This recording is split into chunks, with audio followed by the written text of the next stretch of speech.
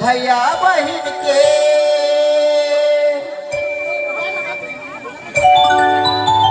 धर्म जय धर्म तारिला आवा अल आयो बाबा के तारिला आवा अल भैया बहन के।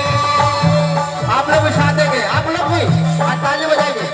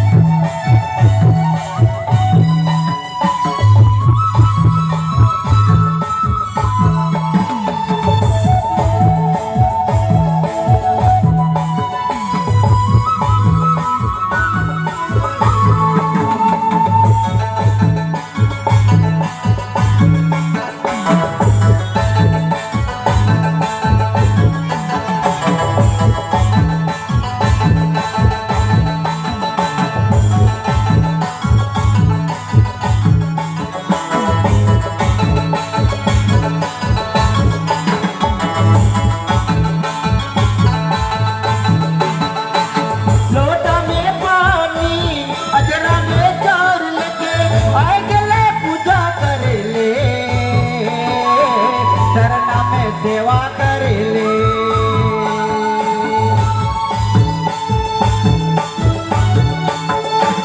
लोटा में पानी अजरा में जोर लगे आए गले पूजा करे ले धरना में सेवा करे ले।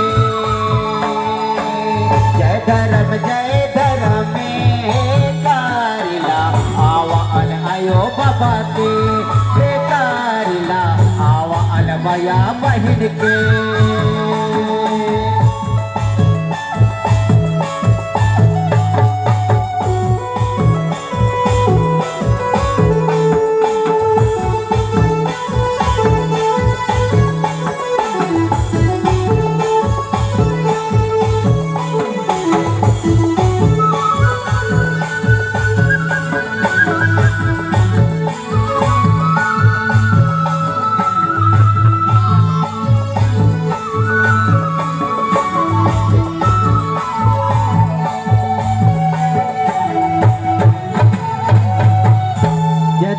और आगामी 21 अक्टूबर के सरना प्रार्थना सभा एकम्बा में सरना प्रार्थना सभा का आयोजन किया गया है। आप तमाम लोग को यहीं से निमंत्रण दे रहा हूं और जो लेटर लेना चाहेंगे हमसे ले लेंगे। जय धर्म जय धर्म।